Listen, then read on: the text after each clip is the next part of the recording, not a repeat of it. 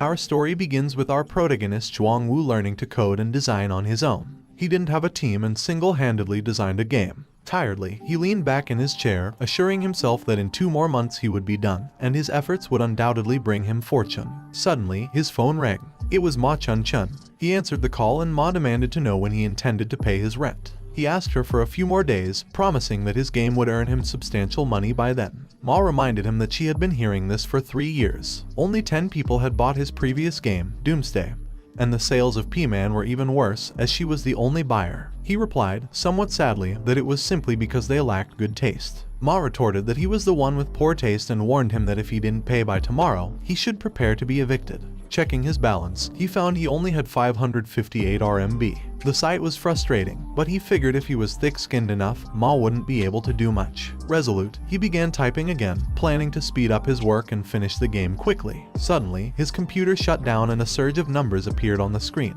Messages about designing the monster's image, finalizing plots, adding more codes, and fixing bugs popped up, surprising him. Confused by what was happening, and why his designs seemed alive, he received a warning that the system was overloaded. Then, his computer case crashed down, smoke billowing out. He thought with despair that his life was over, but he noticed a strange light still glowing on his computer screen. The screen displayed an interface announcing the release of a new fantasy world. Releasing platform is on Earth. The progress bar started at 15%, jumped to 30%, and soon it reached 100%. Upon completion, bright lights emanated from his computer. He tilted his head to avoid the blinding beam and his surroundings started to shake uncontrollably. Realizing it was an earthquake, he rushed to the door, flung it open, and dashed out of the building. Once outside, he was stunned to see trees erupting from the ground, crawling up the buildings. He wondered if he was dreaming because the trees looked strangely familiar. The crowd around him was panicking, trying to make sense of what was happening. Someone pointed to the sky, exclaiming about an unidentified flying monster colliding with a helicopter. The collision caused the helicopter to explode and both it and the monster plummeted to the ground. As people shouted and fled from the falling debris, a little girl was pushed over and fell to the ground. As she opened her eyes, she saw the monster hissing at her. He was stunned to see it because it was the monster he had designed. Its name was a hippogriff, with an eagle's upper body, a horse's hindquarters, and feathers as hard as steel. Its danger level was sea level, and its special ability was the ripple scream. The hippogriff stood up and screamed angrily at the people. He ran toward it, knowing it was a bad situation. The hippogriff opened its mouth while looking at a little girl. She closed her eyes in fear. Fortunately, our protagonist grabbed her in time and dragged her away while the hippogriff started to use its ripple scream. He covered the little girl's ears, knowing that he needed to, but he felt pain when he heard the scream. Suddenly, the ground shook uncontrollably. The hippogriff stopped when it heard something running towards it. When the hippogriff looked back, it saw red shining eyes coming at it. It was another furious monster. Then, it stabbed the hippogriff before it could even react. He saw this and realized that it was the monster named Unicorn Wolf. It was the overlord of the prairie, its horns sharp and strong. Also, its danger level was B level, and its ability was Lightning Strike. He slowly closed his eyes, guessing that he wouldn't have to pay the rent anymore, then collapsed. Later, he opened his eyes when he heard a beeping sound and was surprised to see that he was in a hospital. He sat up and saw the little girl he had saved. He wondered if all those things he had just seen were real. He grabbed the remote near his bed and turned on the TV in front of him. Li Xiaomeng, the reporter, announced that currently, the height of the trees was over 5,000 meters and that they were just at the tree's waist when something flew towards them. It attacked the reporter, causing the camera to turn off. In the next news segment, the reporter informed everyone that professionals had already dived down 1,000 meters into the giant hole, and that they should see what they had discovered. The camera spotted the red glaring eyes, and it attacked the cameraman, causing the camera to turn off once again. On the next channel, the reporter told everyone that it was an emergency announcement. In response to the crisis of humans, they begged the players to report their identities at the players' lobby. He wondered why they needed players, then remembered the hippogriff, unicorn wolf, sky tree, and abyssal pit. It made him wonder why they looked exactly like the settings in the new fantasy world he was creating. Suddenly, an interface popped up in front of him. It showed our protagonist's name, Zhuangwu, that he was at level 1, and his profession was game designer NPC. Currently, he didn't have a title, his HP was 100,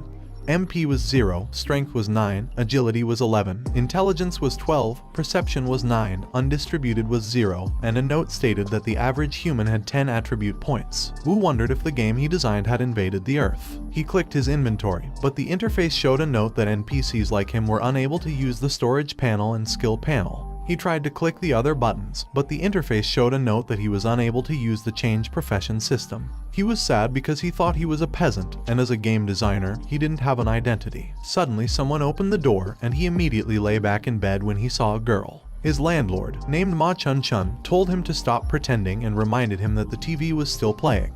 He awkwardly asked Ma why she was there, but Ma asked him back if he thought she wanted to come and explained that the hospital had informed her to come. Wu told Ma that he knew she treated him the best, but Ma told him that it was just because if he died, no one would pay her rent. The little girl woke up and looked at him, trying to recognize him. Then, the little girl hugged him happily, calling him dad and told him that he was finally awake. Ma angrily asked him if he already had a child, but he shouted at Ma to let him explain. Later, after explaining everything, Ma understood and told him that the little girl might have lost her memory, so she would help the little girl register her lost child status. Before the little girl's parents could pick her up, he would have to take care of her. He seized the opportunity and asked Ma if she could lower the rental fee. Ma replied, sure, and angrily grabbed the receipt. She then told him to pay her the medical fee first, which totaled 8,000 RMB. This left him stunned and shocked because of the price. After the disaster occurred, humans resorted to using nuclear bombs against the Sky Tree and the Abyssal Pit. However, they failed to triumph. Instead, they lost control of the sky and relinquished half of their territory. Now, the fate of mankind rests in the hands of the players. Half a year later, in Zhuangwu's house, Wu observed a little girl trying to lift a shield, offering it to him joyfully while calling him dad. He patted Meng Meng's hair, reassuring her that she was a good girl. Meng Meng was a temporary name that Wu had given her. He had attempted to use this name online to locate Meng's parents. Although he received responses, they were from individuals wanting to adopt Meng or someone pretending to be an uncle, claiming that Meng's parents had perished in an accident. He resolutely asked the man for Meng's real name, but the man retorted, asking him if the little girl's name wasn't Meng Meng. He further claimed that thanks to Zhuang's report, their city had apprehended a large group of child kidnappers. 6 months had passed and Meng's memory was still fragmented, with her parents yet to come and collect her. Fortunately, Meng was a well-behaved child who often helped with chores, though she often ended up accidentally breaking things. This infuriated Ma, resulting in Wu being charged for repair fees, 1,000 RMB for the television and 3,000 RMB for house repairs. Wu had once considered sending Meng to an orphanage, but when she tearfully called him dad, he was moved to comfort her, telling her that they should go home. The new fantasy world comprised two main monster areas, the underground and the wilderness. The underground monsters were notably formidable, while the wilderness monsters were marginally weaker. Wu arrived at a prairie near S City. He placed his shovel on the ground and began to dig, not stopping until he had reached the hidden monster. The creature lunged into the air to attack him, but Wu defended himself with his shield. He then gripped his shovel tightly and struck the monster, breaking the creature's horn in the process. A notification popped up, announcing that he had killed a jackalope. However, as an NPC, he was unable to gain experience points. After completing the jackalope hunt mission, a notification appeared indicating he had slain over 10,000 horned jackalopes, earning him the title Bunny Slayer. Exhausted, he lay on the ground, relieved that his task was finally over. Being a game designer, Wu not only created plots for players, but also devised many for NPCs. Originally, the Bunny Slayer title was specifically intended for an NPC. According to the plot, an ordinary NPC, after slaying more than 10,000 jackalopes, would trigger a hidden plot and emerge as the hero of the new fantasy world. Alongside the players, they would embark on a crusade to slay the Demon King. Half a year ago, after Zhuangwu discovered the NPC on the prairie, he endeavored to hinder him from hunting jackalopes. Regardless, the NPC continued to slaughter the creatures. Wu mocked the NPC, warning him not to blame him for the consequences of his own actions. Wu dug traps in the prairie to ensnare the NPC, used jackalopes as bait to tire him, and even lured a fang boar to the prairie. The creature attacked the NPC and flung him away. As a result, the NPC ceased to appear on the prairie. Consequently, the world's hero was on the brink of replacement. Later, in the S City players' lobby, many players of varying levels gathered. Wu barged in, holding a dead bunny, which stunned the crowd. As he walked through the lobby, the people discussed his title, Jackalope Slayer, and criticized his cowardice for merely hunting the lowest level monsters instead of venturing into the underground dungeons. Wu was irked, not being a player but a game designer. He stopped at Lao Zhang's Spicy Rabbit Head shop. Lao Zhang, the owner, was known for his special dish, Spicy Rabbit Head. This item, once consumed, would increase a player's movement speed by 5% for 5 minutes. He informed Lao that he had acquired the jackalope he sought. However, Lao, whose business had been struggling lately, offered him some rabbit heads instead. Wu accepted the plate of rabbit heads with gratitude, oblivious to a girl observing him. The NPC, Lykuya, revealed herself and he was surprised to see her. He was elated that a key character had finally appeared. Being the game's designer, he was aware that Lyku was not an ordinary NPC but one of the few gods in the game. According to the plot, after killing 10,000 jackalopes, Kyuya should consider him as determined and strong-willed, thereby blessing him to become a hero. He addressed Kyuya as a goddess and implored her to bestow her blessing quickly. However, she questioned why he had killed the rabbits, which she found adorable, leaving him confused about the apparent plot deviation. Kyuya, fuming, labeled him the Bunny Slayer. She grabbed his hand, scolded him for the mass killing of the cute creatures, and then proceeded to violently throw him to the ground. As she vented her anger by kicking him, even Lao, the owner of the Spicy Rabbit Head shop, was too frightened to intervene. Another player noticed the commotion and recognized Kyuya. They wondered whether Wu had provoked her or harassed her inappropriately. Wu, being assaulted, was perplexed, wondered shouldn't he have become the hero? Had the game altered itself during this time? Suddenly, a notification popped up. It revealed that, due to his massacre of jackalopes, he was cursed by the goddess Lykuya. As a result of the curse, he was now ostracized by the world, stripped of his human identity, and transformed into a demon. The interface opened his character panel, showing his new race as demon. His current HP was 35 out of 200, MP was 100 out of 100, Strength was 13, Agility was 15, Stamina was 14, Intelligence was 12, Accuracy was 13, and he had 0 undistributed points. Wu was astounded but not entirely displeased, as the initial attributes for a demon were higher than those of a hero. He thought the ordeal might have been worth it. With tears in his eyes, Wu professed his love to Kyuya, but she dismissed him as freaking trash. He looked up and spotted something he was not supposed to say, prompting Kyuya to kick him hard, reducing his health to 30. Later, after recomposing himself, Wu realized that becoming a player unlocked previously inaccessible functions. He was pleased as it provided more convenience and spared him the burden of carrying many items during hunts. He opened the skill list and saw Demon Imitation at level 1. This skill frightened weaker demons into immobility. It had a cooldown of 60 minutes and required 20 MP. The other skill, Demon Transformation at level 1, enabled him to assume a demon form, significantly boosting all attribute points. Its duration was 30 seconds, the cooldown was 24 hours, and it required 80 MP. His new race had talents that provided extremely high agility and defense,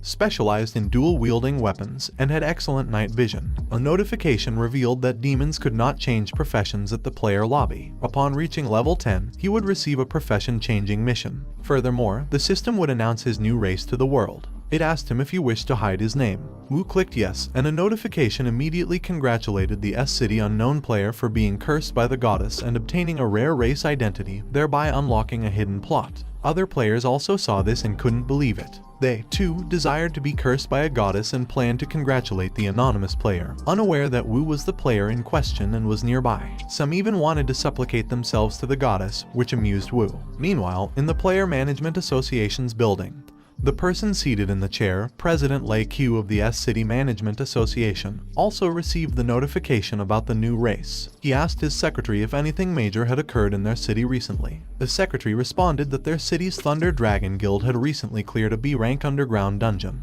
Lai Bingyun, the secretary, assured Lei that her reliable sources confirmed the guild hadn't interacted with any goddess, and the Cloud Soar Guild and Blue Goat Guild hadn't recently attacked any dungeons. Lei inquired about any unusual events in the player lobby, and Bingyun mentioned a player known for hunting jackalopes had angered an NPC and suffered a severe beating. When Lei asked if it involved a kid named Zhuang Wu, Bingyun was surprised, asking if Lei was also keeping an eye on Wu. Lei explained that he happened to know Wu's father, then directed Bingyun to locate Wu when she had time. As Wu was known to be scared of dungeons, Lei suggested that she recruit him into their backup team. Bingyun affirmed that she understood. Later, in the prairie, he held 2 shovels while eyeing a jackalope burrowed in the ground. Suddenly, it sprang from its hole and charged at him. As it neared, he skillfully swung his shovel down, thumping it onto the ground. A notification popped up, indicating he'd slain the jackalope, awarding him 10 experience points. Now at level 1 with 10 out of 100 experience, he felt a wave of satisfaction at finally gaining experience. In past encounters with jackalope hordes, his only choice had been to flee. This time, however, he was eager to face them head-on.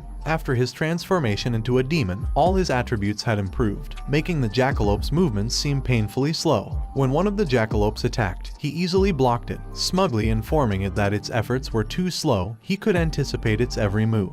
He seized its ears, grinning ominously as it collapsed. The subsequent notification revealed that he'd leveled up to level 2. Gazing at the defeated jackalope, he recalled his racial abilities. Without hesitation, he activated his demon intimidation skill, shocking the jackalopes and making them faint from fear. He vanquished the prone jackalopes and added them to his inventory, simultaneously leveling up. Days passed as Wu hunted jackalopes, his level eventually reaching 6. However, as his level increased, the experience offered by these low-level monsters decreased. He concluded that hunting jackalopes had become pointless for gaining experience and decided it was time to hunt higher-level monsters. Although the original game design gave players only one undistributed attribute point per level. In this world, warriors typically boosted their strength, assassins honed their accuracy, and magicians elevated their intelligence. Wu pondered which attribute to enhance. As he looked up, a gigantic creature in the distance caught his eye, shocking him. It was the Jackalope King, a level 10 prairie wild boss with a horn as hard as steel. Known as a D-level creature, its special ability was Bouncing Crash. Staring at it as it consumed a boar, Wu felt a jolt of fear. The Jackalope King was the first boss he'd designed for new players in this fantasy world.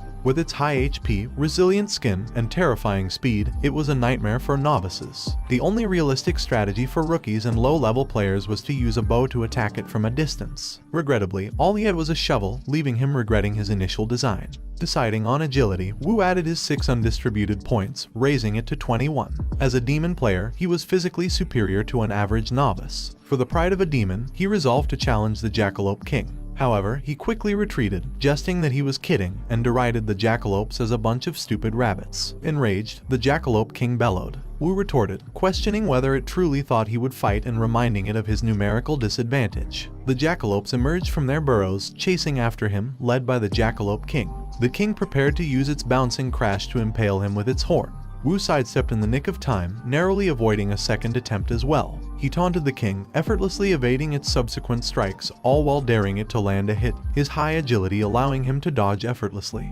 Furious, the king summoned the jackalopes and ordered them to attack. Wu halted upon hearing the noise and turned back to see a horde of jackalopes led by the king hot on his trail, making him panic.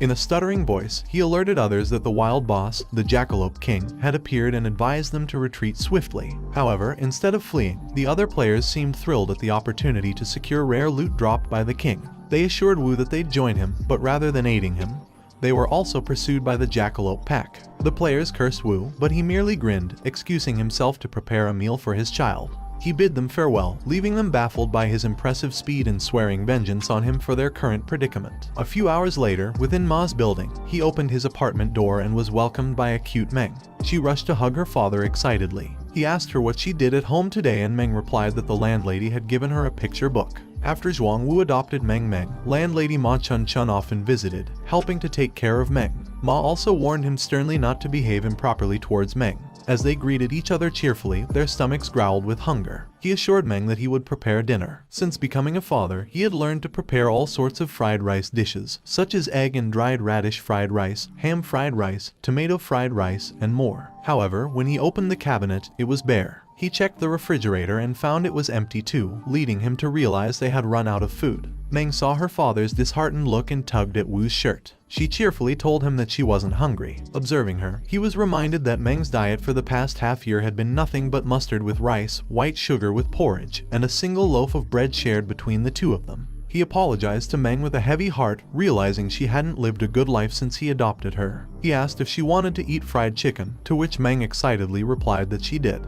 However, her excitement faded as she remembered something and told Wu that she didn't want it after all. When Wu asked why, she explained that if they spent too much money, he wouldn't be able to pay the rent. Wu acknowledged that he still owed Ma 3 months' rent, maintenance, and medical fees, but reassured Meng that they could afford a lavish feast today, even though his balance was a mere 121 RMB. He assured Meng that from that day forward, they would bid farewell to poverty. He then ordered a set of chicken that cost 120 RMB. He knew that in the post-disaster world, the player had become everyone's idol and many people admired them. These individuals either had a strong physique or unexplainable healing abilities, but most importantly, they were all wealthy, and as long as they possessed the player identity, they could enter dungeons. He also knew that unlike wild monsters, underground monsters dropped monster crystals. One E-level monster crystal could be exchanged for 500 RMB, a D-level crystal for 1000 RMB, and a C-level monster crystal for 2000 RMB. This made him believe that becoming a player could also make him rich. Soon, someone knocked on their door to deliver their Silver Arch family meal set. Wu and Meng ate it with fervor, tears streaming down their faces. As night fell, he tucked his sleeping Meng into bed, carefully pulling a blanket over her. He heard her mumble happily in her sleep about how lovely the French fries were. Subsequently, he returned to his computer desk and checked the chat forum. He saw news that at 4 p.m. that afternoon, the Jackalope King had appeared in the city's suburbs, causing a rabbit horde. 4 players were attacked by the swarm of rabbits and hospitalized. Fortunately, they were rescued in time and their lives were no longer in danger. He was relieved that the players with him hadn't perished. If they had, he would have been plagued by guilt. The top and trending posts on the forum were all written by him. After the disaster, Wu had been doing his best to assist others in this way. To the players, Wu was akin to a god. However, there were occasional accidents, like the incident where 50 people entered the dungeon and only 2 survived. According to one survivor, the team leader had over-relied on the dungeon guide and had failed to adapt. Players asked if the God's Guide was truly helpful, but he knew that it was his worst guiding failure ever. This failure had led to the creation of multi-level dungeons and a new boss. He understood that it was all due to the system's updates and additional content in the game. In their harsh world, even if they succeeded 99 times, a single mistake could mean the end for them. After that incident, Wu gradually stopped uploading guides. The following day, he arrived at the prairie on the outskirts of S City. Aware of his current financial difficulties, he knew he needed to find a way to generate income. He loudly declared that he could forego a meal, but he couldn't bear to see Meng do the same. Surveying the boars nearby, he realized he was currently at level 6 and needed to reach level 10 by that morning. Therefore, he resolved to undertake the profession-changing mission. Venture into the underground dungeon, and gather monster crystals. He also understood that those fang boars were extremely aggressive and moved in packs. They didn't drop any crystals, making hunting them a futile endeavor, and this was why few players showed interest in them. However, unbeknownst to others, he had secretly included additional rewards in the game during its creation. Normally, hunting the same monster repeatedly would yield diminishing experience points, but after defeating 100 fang boars, a player's experience would double. With his trusty shovel, he struck a level 3 fang boar cub, understanding that reaching level 10 swiftly depended on his current hunt. A notification popped up, informing him that he had successfully killed a fang boar cub, earning him 10 experience points. Energized, he continued his hunting spree. He felt a sense of pride looking at the felled boars but was taken aback when he noticed a group of massive, angry boars behind him. He fled, apologizing to the boars in hot pursuit. But they persisted. A notification indicated that his demon imitation skill had been reset. Halting his flight, he slowly turned around, addressing the boars, indicating that it was now his turn to retaliate. Activating his demon imitation skill, he leaped towards the boars, causing them to collapse in fear. He methodically finished them off with his shovel, earning 50 experience points for each boar, helping him reach level 10 with ease and triggering the profession-changing mission. Upon accessing the game's interface, he was relieved to see that he had finally achieved level 10. Although it had taken him half an hour longer than expected, he still had ample time. His demon race profession-changing mission was to clear the Demon Wolf dungeon located on the northern side of the Sky Tree within 60 minutes. The Demon Wolf dungeon was an E-level underground dungeon, suitable for teams of 5 players who had already changed professions and had levels ranging from 10 to 20. In this new fantasy world, there were 2 types of dungeons, underground dungeons and fixed underground dungeons. Fixed underground dungeons had set locations and physical gates. The monsters within these dungeons could not escape, and once players cleared these dungeons, they would reopen.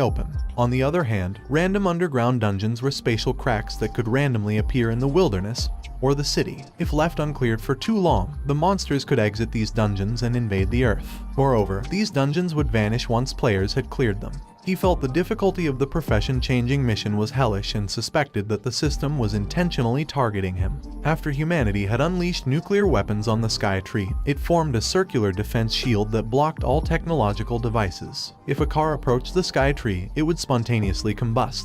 If a battle jet flew into the shield, it would lose its propulsion, and no signals could penetrate the shield. Thus, horse-drawn carriages were the most common mode of transportation around the Sky Tree, offered free of charge by the Management Association for players. Climbing into a carriage, he admired the picturesque prairie, reflecting that nature could thrive better without human interference. Eventually, they reached their destination, and he was elated to finally arrive at the Demon Wolf dungeon. As was the case in many MMORPG games, some players would halt their level progression to assist other players in exchange for money. These players advertised themselves as a carry team and promised to provide crystals and equipment to those willing to join them. Understanding the need to clear his mission within an hour, he contemplated enlisting some players to aid him. One player informed him they had a slot available and asked if he wished to join.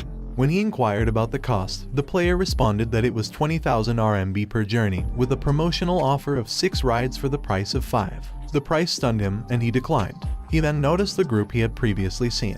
Their levels seemed to have increased, and they were equipped with superior gear. Suddenly, Chen Xin, level 19, approached him, causing him to panic and hastily open his inventory. He knew he had to prevent them from recognizing him. Chen Xin mentioned that their team consisted of 4 players and needed 1 more. He then asked if he would like to join them. He looked up, donning a mask, which prompted Chen Xin to ask why he was wearing it. He explained that he was a miner, a profession dedicated to mining monster crystals within dungeons, and typically did not engage in battles. Chen Xin reassured him that his profession was not an issue and he could join them. Chen Xin also mentioned that the equipment loot would be divided amongst the 4 original members, but they would distribute the crystals equally with him. Relieved they had not recognized him, he considered that their team's levels and equipment were on par with those of the carry teams. He concluded it was beneficial to ally with them and agreed to Chen Xin's proposition. Together, they opened the dungeon gate, greeted by pitch-black darkness. Since the Skytree inhibited all technological devices, they relied on torches for illumination instead of flashlights. Holding their torches, they ventured further into the dungeon, and he activates his demon's eyes. They notice shining crystals embedded in the ground and the walls. Kai Xiaozhang, level 18, was eager to collect the monster crystals, but Chen Xin cautioned him against it.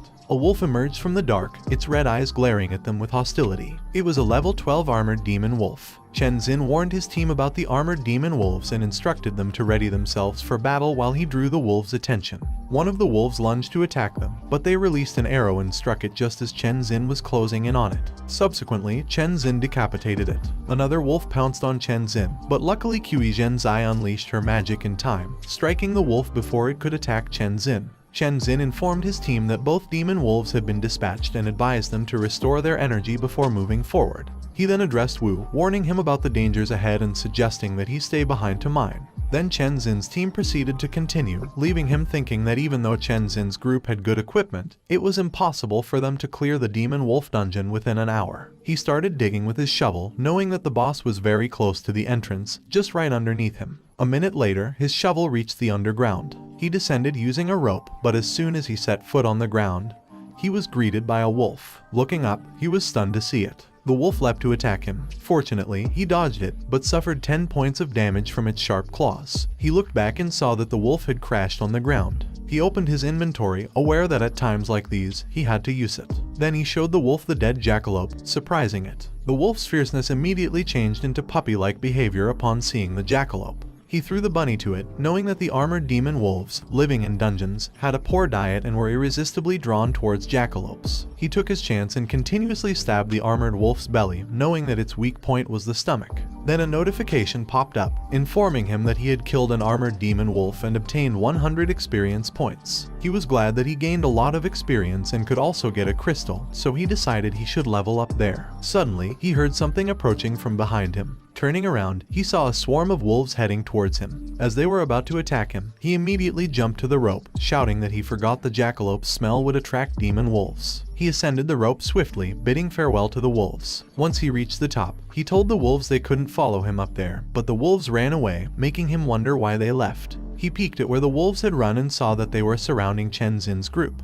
He felt genuinely sorry for the 4 of them, but he figured since they could survive the Jackalope King's attack, demon wolves shouldn't pose much of a problem. Xiaozhang aimed his arrow and released it, stabbing a wolf in the eye. He then asked Chen Xin what was wrong with the underground dungeon and why there were so many armored demon wolves. But before Chen Xin could reply, the wolf that Xiaozhang had injured pushed him to the ground and bit his arm. Looking closer, he saw that it was in berserk mode, making him wonder why the wolves were behaving this way when they hadn't provoked them. Chen Xin swung his sword at the wolf attacking Xiaozhang while shouting at his group to focus on their duty and not to be dazed. Chen Xin called Jin Yun Kang and ordered him to heal Xiaozhang first, to which Yun Kang immediately obeyed. Chen Xin then approached Qi Zhenzai and ordered her to cast explosive fireballs at the wolves. Yun Kang wondered if they were cursed. Not long ago, they were hospitalized because of the Jackalope King and had just been discharged, but strange occurrences began to happen again in the E-level dungeon. Zhenzai cast a fireball and attacked the wolves with it, but the wolves avoided it in time and leapt towards them to attack. Zhenzai told Chen Xin that there were too many demon wolves and suggested that they should retreat. Chen Xin blocked one of the wolf attacks and shouted for his group to retreat and cover Zhenzai while she cast fireballs. But before they could retreat, they heard a loud growl, and when they looked up, they saw a huge wolf glaring at them.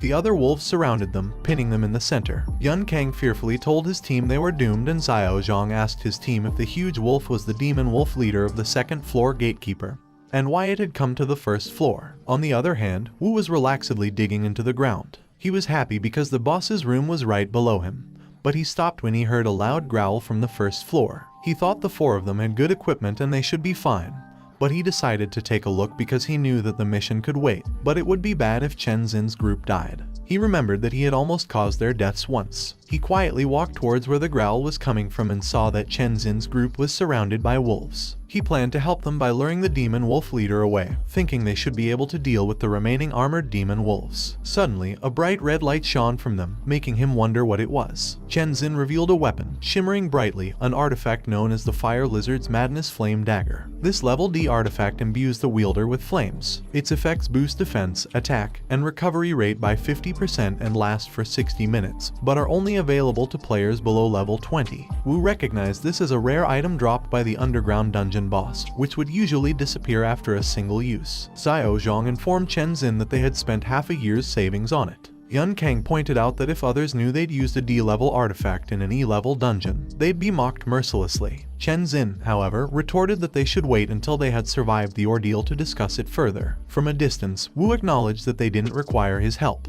He knew that the D-level artifact could fetch at least 500,000 at the auction house, yet it was reserved for emergencies. Chen Xin's group was the first ever to employ a D-level artifact in an E-level dungeon. Checking the countdown of his mission, Wu noted there was only half an hour remaining. He needed to move swiftly. A minute later, he had finished digging the last underground passage and carefully descended. Landing in the Demon Wolf Dungeon boss room, he assessed his adversaries. The first monster, double-headed Wolf Thors, was a level 20 Demon Wolf Dungeon elite, known for its extreme cruelty. It was an E-level creature with a special ability known as Tear. The second creature, the boss monster named Half-Beastman Luca, was a level 25 with 2000 HP. Once a half-beastman chieftain, Luca had become corrupted and assumed the role of the Demon Wolf Dungeon boss. As a D-rank entity, his weapon of choice was a large axe. In an effort to make the exploration of this new fantasy world more exhilarating, Wu had sprinkled checkpoints and Easter eggs throughout the game.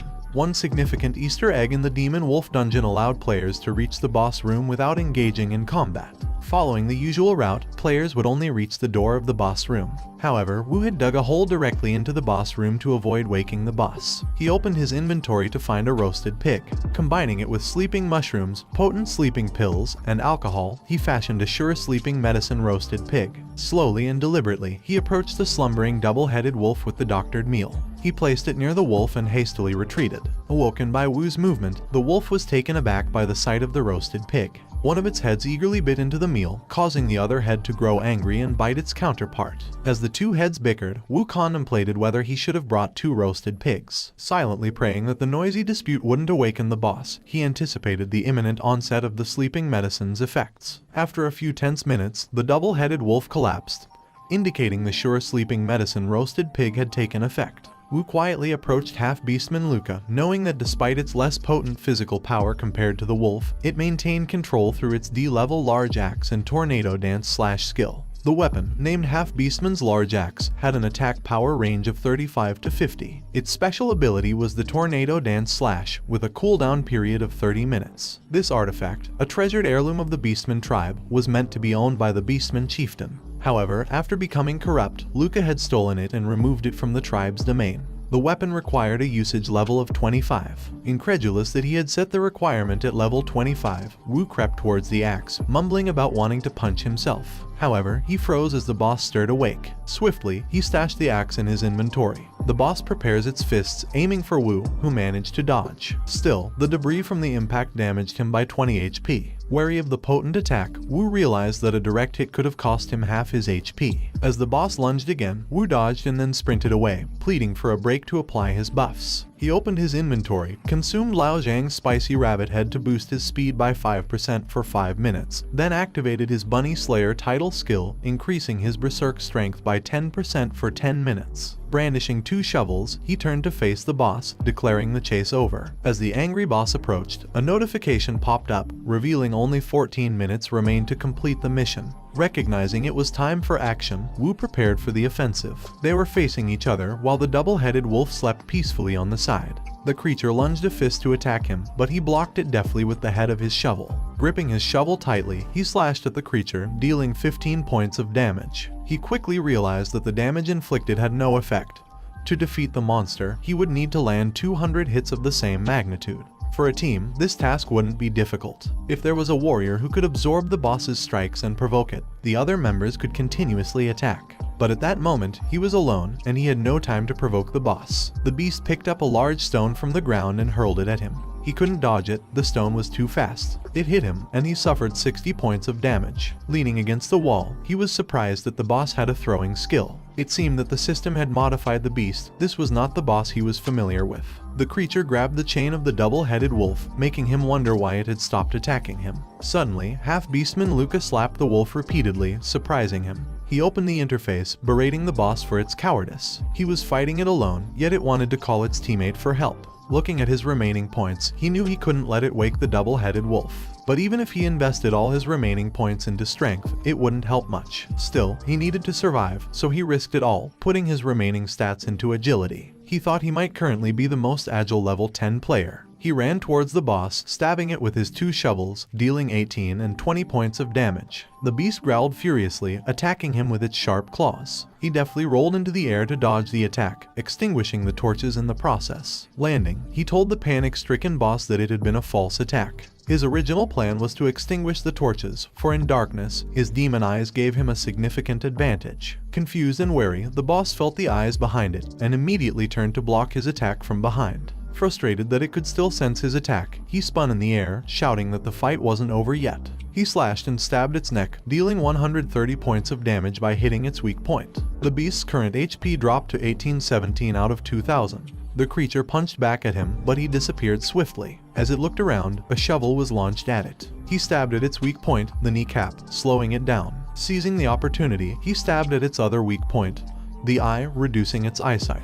He dealt 120 points of damage. He stepped back as the beast collapsed on the ground, thinking about how effective his stealth attacks were in the dark. He ran towards the creature to continue attacking, but it reached for the chain on the ground, swinging it in a fit of anger. Unfortunately, the chain struck him in the stomach, throwing him harshly to the ground. He took 75 points of damage, leaving him with a meager 100 out of 250 HP. Painfully, he opened his inventory, cursing in anger. He grabbed his medicine just as the creature attacked again. He ran, the system warning him that the creature was adapting to the dark. He drank a mid-level healing potion, set to recover 100 HP within 10 seconds. Once his recovery was complete, he stopped running and faced the beast, ready to continue the attack. He leaped and struck its head with his shovel, then continuously hit it in the face, shoulder, hand, and chin, until its HP dropped to 650 out of 2000. Suddenly, a notification popped up in front of him, stating that the HP of the Demon Wolf Dungeon's boss, half-beastman Luca, had fallen to a third, and it was entering Berserk mode. A few seconds later, it entered Berserk mode, and a notification popped up, warning him that he was being locked on. Swiftly, it launched its fist in an attempt to punch him.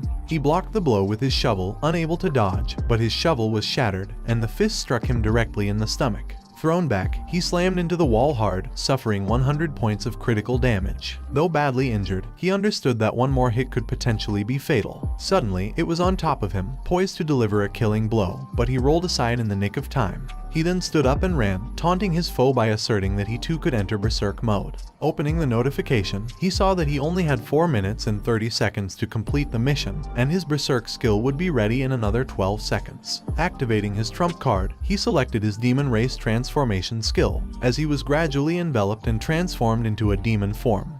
His stats temporarily increased by 20%. The transformation lasted only 29 seconds, but during that time, his energy overflowed, and he believed that in his demon form, he might even be able to defeat a level 30 player alone. Beastman Luca, though in a berserk state, could still feel fear. In its eyes, Wu had become monstrous, huge, and formidable. It picked up stones and hurled them continuously, but Wu merely walked calmly towards it. When a massive stone was about to hit him, he caught it with one hand and crushed it. He then asked Beastman Luca if it was prepared for the beating that was about to come. Leaping into the air, Wu closed the distance to Beastman Luca, teasingly telling it to taste his serious punch. He then punched it hard in the face and chin. Each punch inflicted damage ranging from 130 to 170. He was aware that his state granted him immense power, but the duration was extremely short, a mere 30 seconds. If he failed to defeat Boss Luca within this time, the tables could turn again, so he couldn't afford to let his foe recover. Meanwhile, on the first floor of the Demon Wolf dungeon, Chen Xin and his group lay exhausted.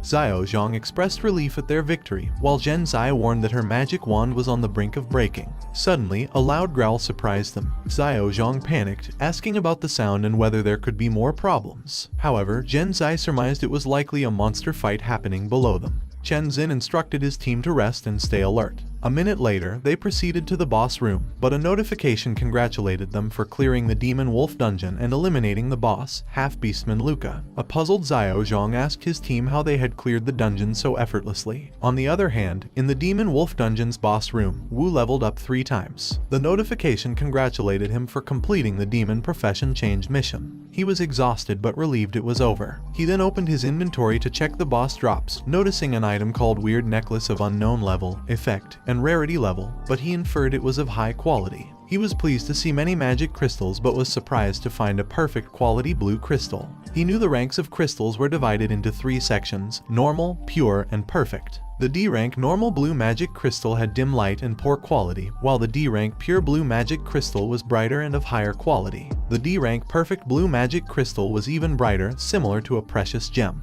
Knowing its high value, he envisioned himself and Meng enjoying a lavish meal. Meng happily told him she loved her dad the most, making him really happy. He sighed at his broken shovels, realizing he needed to find a craftsman to make him a sturdy weapon. He was certain he had become accustomed to using a shovel. Holding the necklace from his inventory, he pondered why he was unable to appraise it and whether the game had added the necklace. Suddenly, he heard footsteps approaching the room where the double-headed wolf was sleeping peacefully. However, it stirred and raised its body, preparing to stand. He knew the game setting well once the stone door was pushed open. Thors, the double-headed wolf, would awaken. Frustratingly, even a surefire sleeping potion wouldn't work on Thors under these conditions. He muttered under his breath, cursing the designer who set up this system, but realized he needed to make a quick escape before the wolf noticed him. Swiftly, he leapt to a hanging rope, his exit strategy, and decided to let Chen Xin's group handle Thors as he had already eliminated the boss. Seconds later, the group opened the boss room door, puzzled to find the boss already defeated even though they hadn't yet opened the stone door. Zhen Zai remarked on the mysterious and strange nature of the dungeon, adding to their surprise. Their shock deepened as they discovered the half-beastman, Luca, dead on the ground. Xiao Zhang speculated that the double-headed wolf could have betrayed and killed the boss. Upon hearing this, the wolf, enraged, attacked them. They exclaimed that the dungeon was not only strange but also insane. Eventually, they managed to eliminate Thors, the double-headed wolf. Xiao Zhang admitted to his team that their venture into the dungeon had yielded a negative profit.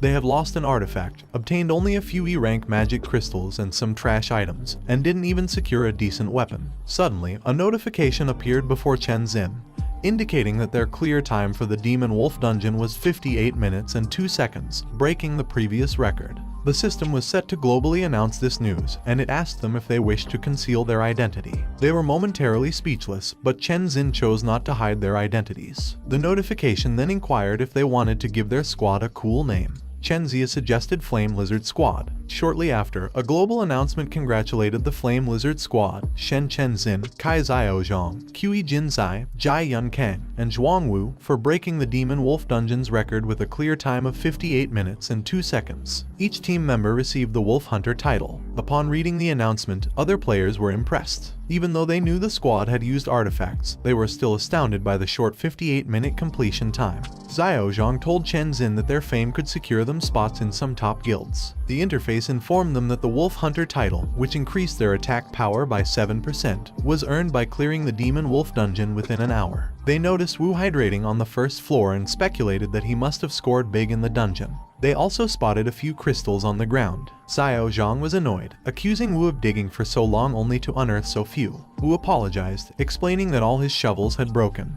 but Xiao Zhang still berated him. He complained about their rotten luck, dealing with an incompetent digger, and how the small number of magic crystals couldn't even cover the cost of the potions they used. Xiao Zhang reminded Wu that they had allowed him to get the title for free, so they claimed all the magic crystals and left him behind. However, Zhen Zai turned back, telling him to wait. She handed him a crystal as promised. He thanked her, asking her name and if she would be willing to exchange phone numbers. She introduced herself as Qi Zhen Zai and gave him her number. Zhen Zai advised him to leave the dungeon quickly as it was about to close, which he agreed with. Outside the dungeon, the players were puzzled as to why the squad hadn't exited yet. When the door slowly opened, a cheer erupted from the crowd. They swarmed the squad, extending guild invitations, attempting to buy dungeon clearing secrets, and offering to purchase any valuable items they might have obtained. Preferring solitude to crowded spaces, he slipped away unnoticed, leaving Chen Xin's group and the crowd at the dungeon gate behind. He found a quiet spot to stop, confident that he wouldn't be disturbed. He opened the game interface, aware that he had completed the profession change mission, which meant he could now change professions. He knew that demon warriors were known for their strength and defense, with bodies as hard as stone that few weapons could damage. Demon hunters, on the other hand, had extremely high agility and attack power, capable of converting all agility into attack power, terrifying their enemies. Lastly, demon warlocks were renowned for their powerful souls, expertise in various healing spells, and ability to summon death spirits and skeletons. A powerful demon warlock could single-handedly take on an entire army. Being a Libra, he often struggled with decision-making. He understood that a demon warrior was essentially a tank, a demon hunter was akin to an offensive assassin, and a demon warlock was more of a summoner. He wished he could select all three and wondered if that was possible. The notification informed him that he could only choose one profession unless he obtained a hero certificate, which would allow an additional profession.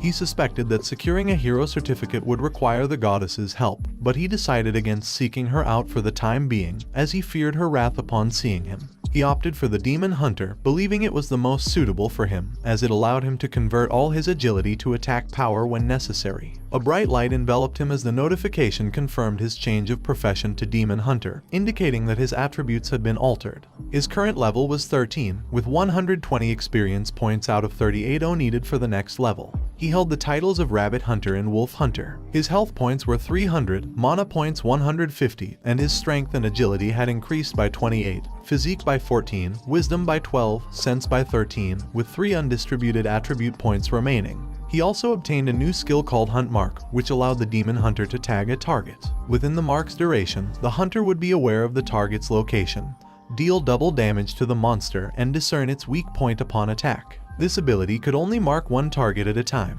but upon killing the marked target, the Hunt Mark skill's cooldown would reset. Failure to kill the target would trigger a 24-hour cooldown, and activating the skill required 50 mana points. He was thrilled to acquire the Hunt Mark skill, considering it exceptionally useful for solo duels. Meanwhile, at the Player Association Management Center, Bing Yun reported to Lei Q that the Goddess Martial Artist Guild was engaged in large-scale combat at the Skyline Tree's western battleground against Dark Elves. Tragically, 40 players had died, the Goddess Martial Artist went missing, and the clan's co-leader was killed. The Goddess Martial Artist Guild is a unique profession.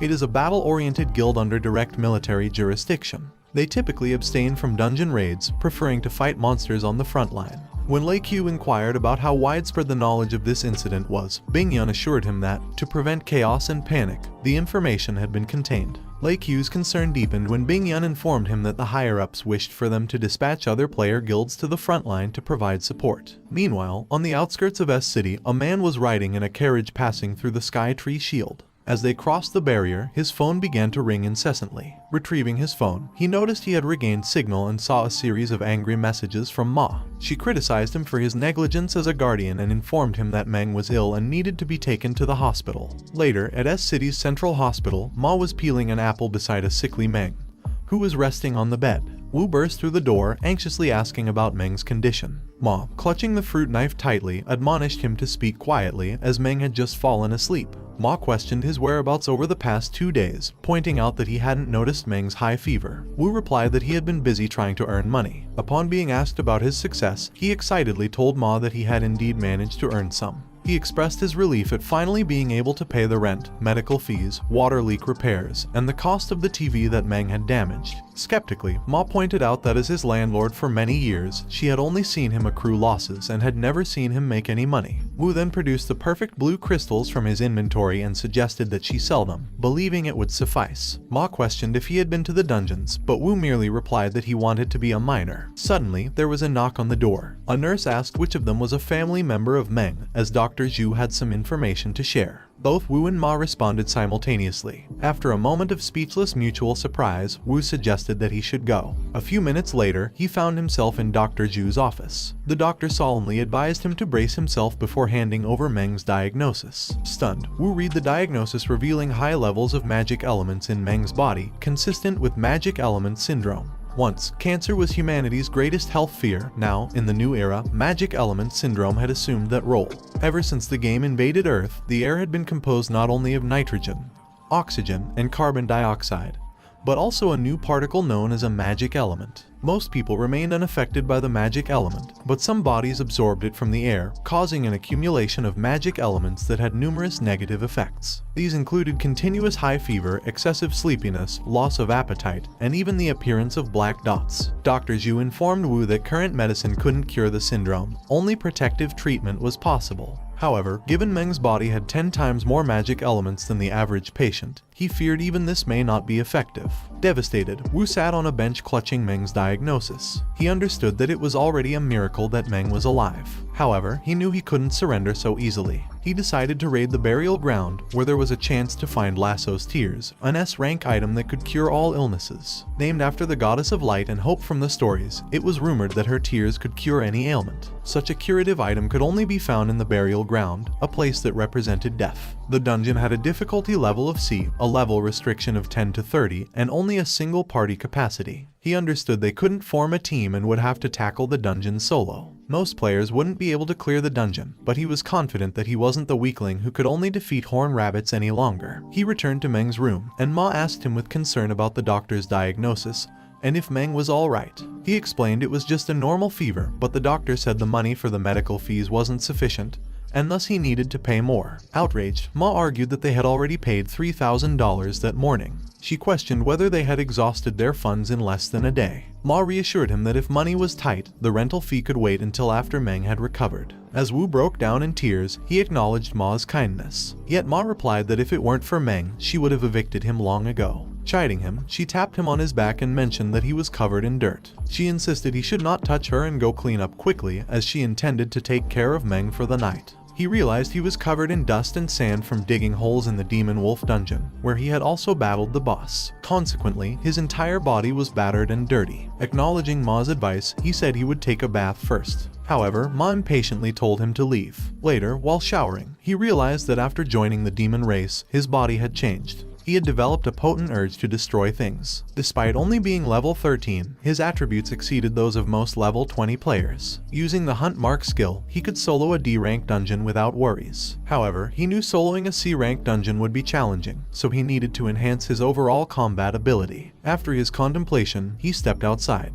S-City's Chang'an Street was a bustling business district where players bought and sold weapons. As he strolled down the street, he heard a caged monster wailing. The seller was convincing a lady that the pet they were selling was exceptionally safe. Then he pushed a button while instructing the lady to do the same. The monster got electrocuted and collapsed in its cage, severely injured. The seller assured the lady that in addition to the electric collar, they had removed all of its fangs to prevent it from biting people. Satisfied, the lady agreed to make the purchase. He knew the Earth was no longer what it used to be, yet humans remained the same. A minute later, he reached the Magic Crystal Exchange store. Looking at the exchange rate of crystals, he noticed a drop. Other players expressed frustration too, but they understood that they had no option as more and more players raided dungeons. He opened his inventory and retrieved several crystals. The employee greeted him and explained that the current price for E-rank magic crystals was 455 and D-rank was 965. He then asked if he was sure he wanted to proceed with the exchange. Pausing, he told the employee he had another magic crystal. Upon showing it, he inquired about its worth. The employee was surprised to see it and carefully examined it.